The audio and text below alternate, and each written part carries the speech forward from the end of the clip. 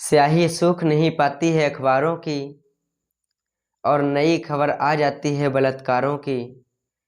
तो दोस्तों, फिर मैं आ गया नए वीडियो के साथ और आज मैं आप लोगों को उस ट्रेनी डॉक्टर के बारे में बताऊंगा। कलकत्ता में ट्रेनी डॉक्टर की तरह जिस तरह रेप के बाद हत्या होती है, तो यह घटना पूरा देश जानना चाहता है और पूरे देश के लोग जानना चाहते हैं कि आखिरकार हुआ क्या है। इस घटना का अंजाम जो हुआ है, पूरे देश को हिला दिया है इसने और पूरे देश के लोग यह जानना चाहते हैं कि इसके पीछे राज क्या है।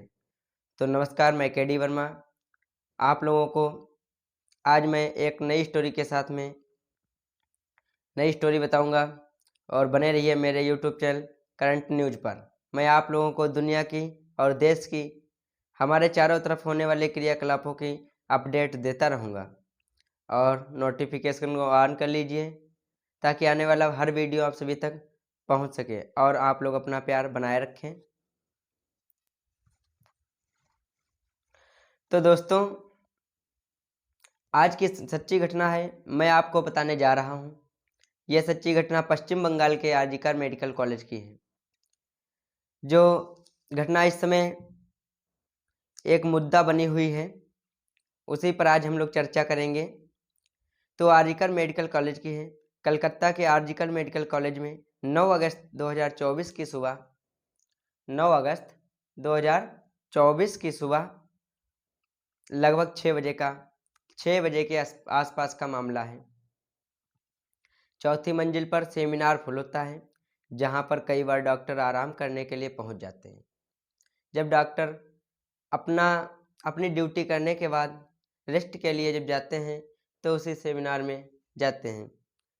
क्या होता है वहां पर? ऐसे ही यहाँ पर चेस्ट मेडिसिन डिपार्टमेंट की एक पोस्ट ग्रेजुएट सेकेंड ईयर की स्टूडेंट होती है, जो आराम कर रही थी। रात के लगभग 2 बजे थे।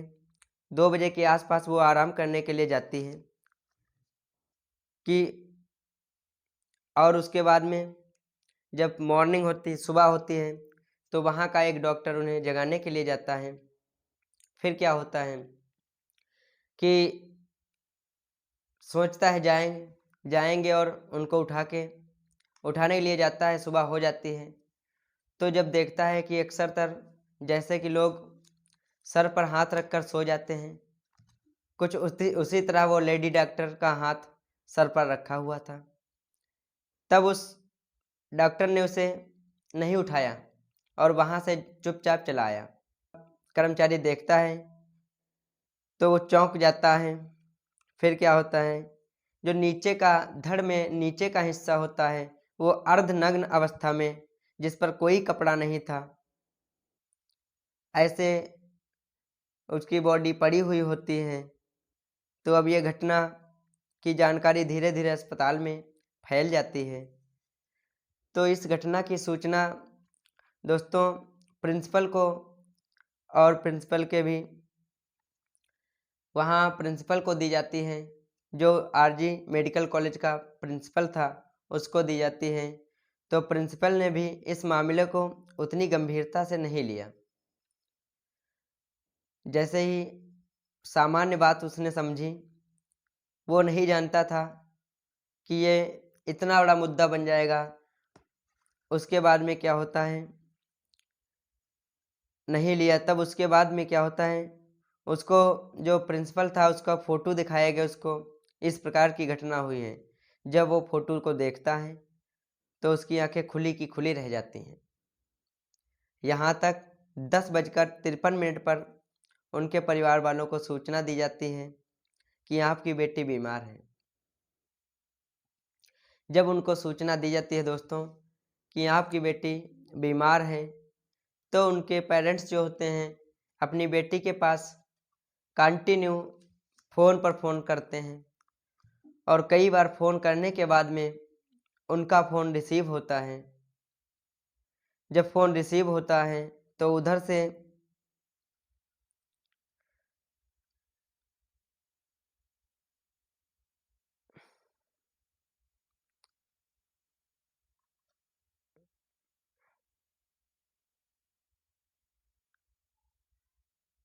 कई बार फ़ोन पर फ़ोन जब करने के बाद में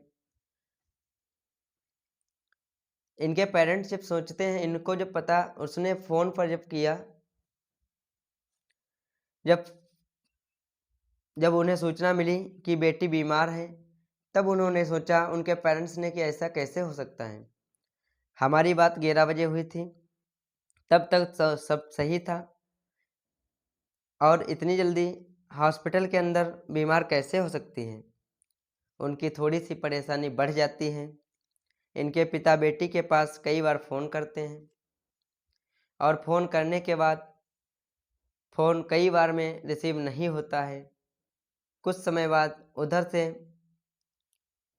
आवाज़ आती है, फ़ोन रिसीव होने के बाद में आवाज़ आती है कि आपकी बेटी ने अपनी जीवन लीला समाप्त कर दी, कि आपकी बेटी ने आत्महत्या कर ली।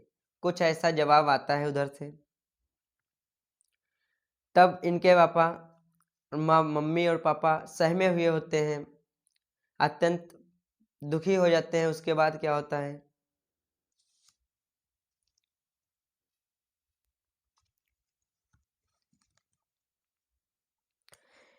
उसके बाद फिर मम्मी पापा इनके अस्पताल जब आते हैं, तो वहाँ पे उनको 3 घंटे तक अपनी बेटी से मिलने नहीं दिया जाता है। जब पुलिस पर दबाव पड़ता है, तब पुलिस सीसीटीवी कैमरे में खंगालना शुरू करती है। उस मेडिकल कॉलेज में जितने सीसीटीवी कैमरे थे, उनको जब देखती है, और जब बात पश्चिम बंगाल की सरकार तक पहुंच जाती है, तो उसमें एसआईटी गठन किया जाता है। एसआईटी का गठन कर दिया जाता है, तो पुलिस की टीम लाश के पास पहुंचती है। जब प्रेशर दबाव पड़ता है पुलिस पे, तो जब इन्वेस्टिगेशन होती है, तो पुलिस की टीम उस लाश के पास पहुंचती है, तो वहाँ पे देखती है कि एक ब्लूटूथ मिला है। जब उसको ब्लूटूथ मिलता है, तो ब्लूटूथ वो होता है संजय राय, जो कलकत्ता की पुलिस कल्याण बोर्ड का सिविक वॉलंटियर था। जब उसका ब्लूटूथ होता है, तो उसके रूम में भी तलाशी की जाती है। दोस्तों, जब रूम में उसके तलाशी की जाती है, तो क्या देखा जाता है कि उसने कपड़े तो धुल दिए थे, लेकिन वहाँ पर जो उसके शूज रखे हुए थे, जूते थे, उनमें ब्लड के निशान लगे हुए थे। तब क्या होता है, जब पुलिस उस ब्लड के निशान को देखती है,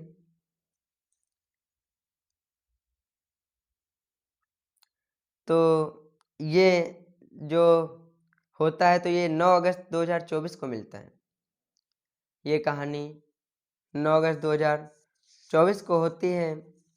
13 अगस्त तक पुलिस इस मामले की जांच कर रही थी कि हाई कोर्ट ने इस मामले में संज्ञान लिया। पुलिस अपनी इन्वेस्टिगेशन में लगी हुई थी, तब तक हाई कोर्ट ने इस मामले में संज्ञान लिया। संज्ञान इसलिए लिया क्योंकि याचिका दायर की गई थी।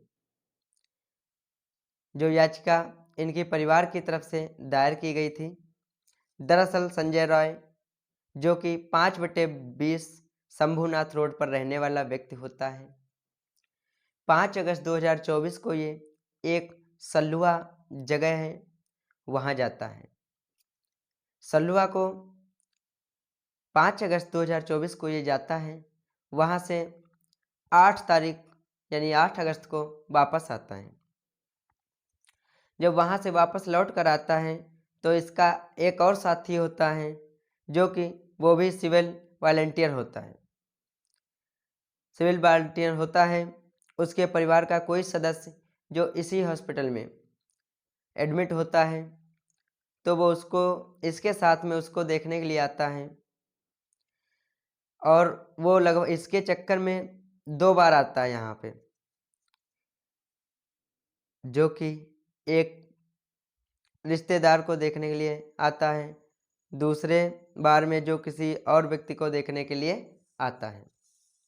उसके बाद क्या होता है, ये दोनों जाते हैं टहलने के लिए, तो वहाँ पे एक रेड लेड और दोनों शराब पिए हुए होते हैं और दोनों जाते हैं एक रेड लाइट एरिया में, सोनागाजी। इस रेड लाइट एरिया का नाम है सोनागाजी।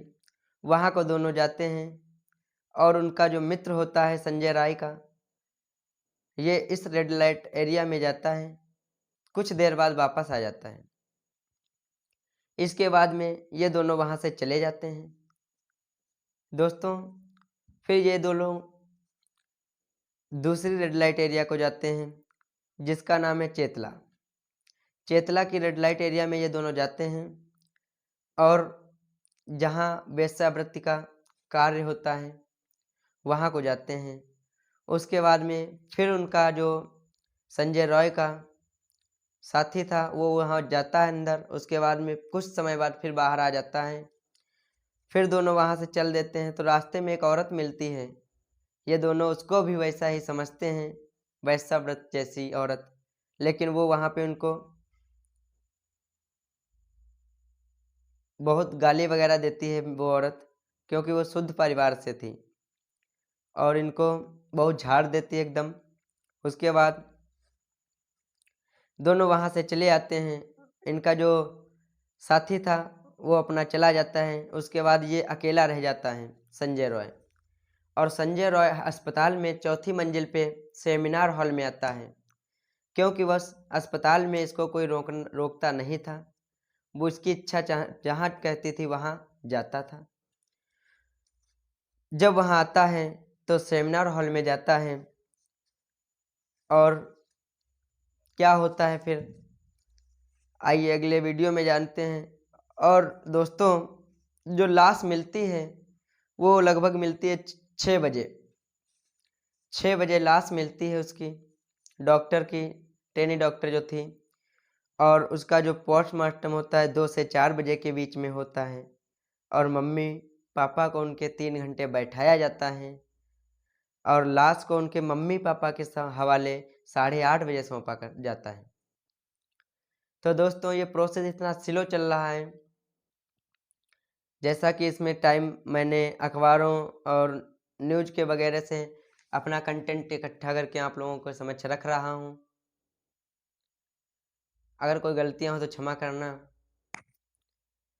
फिर दोस्तों और जो FIR लिखी जाती है वो 9 अगस्त 2024 की रात 11:45 बजे होती है। 11:45 पर जो FIR दर्ज कराई जाती है।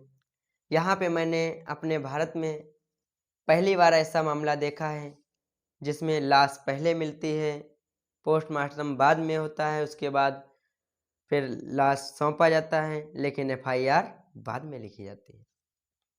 बहुत ही दयनीय स्थिति है।